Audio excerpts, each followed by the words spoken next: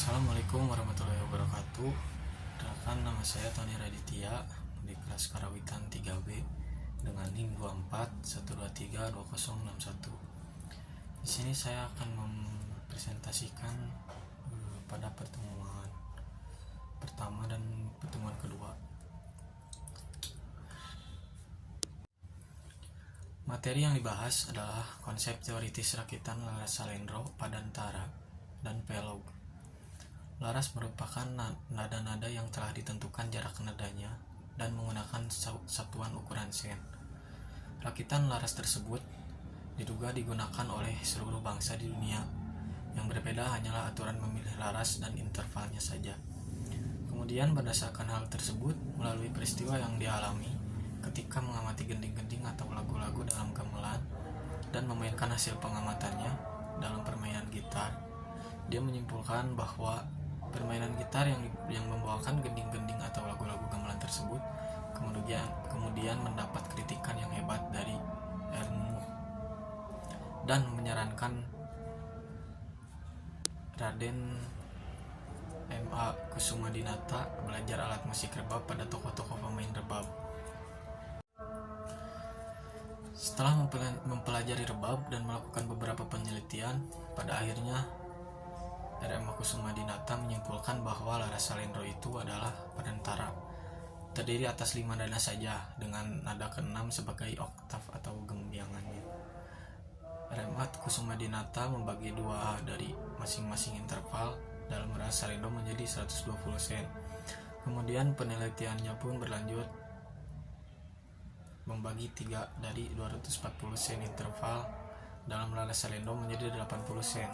Dari ke-15 nada tersebut, setiap nada dapat disajikan pangkal laras atau kanada dalam menentukan surupan dalam laras degung dan madenda.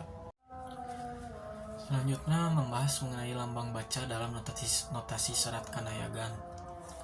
Notasi serat Kanayagan atau yang dikenal juga sebagai notasi Daminatila diciptakan oleh seorang tokoh Karawitan Sunda bernama Raden Mahyar Angga Kusumadinata pada tahun 1923. Dalam notasi tersebut terdapat lambang-lambang angka yang mewakili bunyi nada pada tangga nada dalam Karawitan Sunda. Nada-nada pokok pada notasi Daminatila dilambangkan dengan angka 1 sampai dengan 5. Angka 1 dibunyikan dengan suara da, angka 2 mi, angka 3 na, angka 4 ti, dan angka 5 dengan nada la. Selain nada-nada pokok, Kusumadinata juga membuat nada-nada hiasan, papaes, yang juga dilambangkan dengan angka yang dibubuhi tanda plus dan minus di belakangnya, yaitu 1 min, 3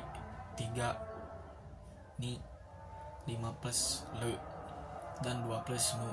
Untuk membedakan antara nada sedang, rendah, dengan tinggi, digunakan pembubuhan tanda titik di bawah atau di atas angka. Nada sedang tidak dibubuhi titik, nada rendah dibubuhi tanda titik di atas, dan nada tinggi dibubuhi tanda titik di bawah. Selanjutnya baca tulis notasi serat Kanayagan dengan konsep surupan. Surupan adalah penetapan susunan nada dalam suatu laras yang berpatokan pada suatu pangkal laras yang ditentukan. Dengan kalimat lain, surupan dapat disebut juga dengan konsep nada dasar dalam sistem tangga nada pada musik barat atau Eropa. Sebagian gambaran contoh konsep surupan pada sistem tangga nada atau laras pada Karawitan Sunda dalam rakitan laras salendro padantara dapat dilihat pada tabel berikut. Dan selanjutnya membahas mengenai transkripsi. Transkripsi pada dasarnya adalah proses memindahkan peristiwa musikal kepada tulisan. Tulisan yang dimaksud di sini adalah tulisan notasi musik sesuai dengan yang ditentukan atau dipilih pada saat proses transkripsi. Transkripsi adalah proses untuk menotasikan bunyi dari yang tidak tampak menjadi simbol bunyi yang dapat dilihat.